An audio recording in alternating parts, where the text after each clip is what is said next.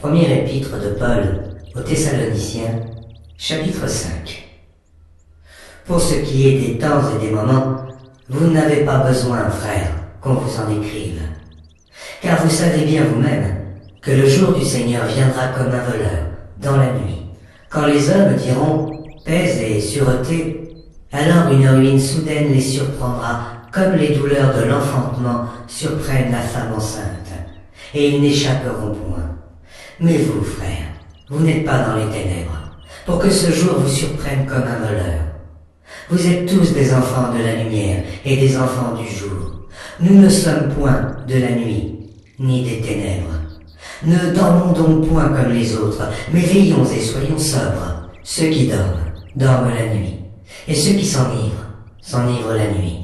Mais nous qui sommes du jour, soyons sobres, ayant revêtu la cuirasse de la foi et de la charité, et ayant pour casque l'espérance du salut.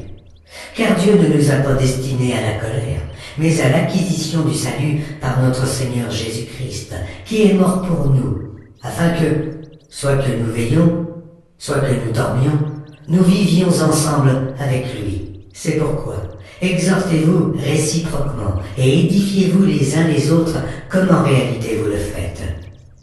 Nous vous prions, frères, d'avoir de la considération pour ceux qui travaillent parmi vous, qui vous dirigent dans le Seigneur et qui vous exhortent.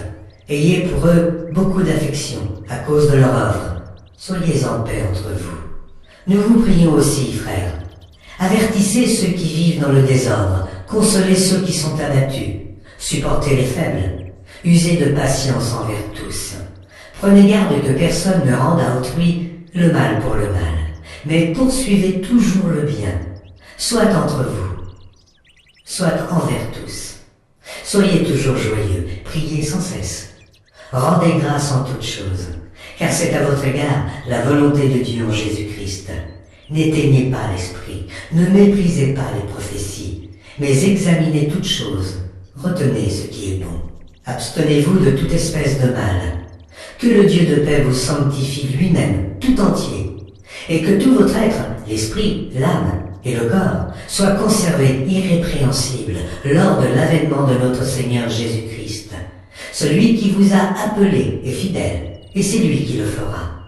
Frères, priez pour nous. Saluez tous les frères par un saint baiser. Je vous en conjure par le Seigneur, que cette lettre soit lue à tous les frères.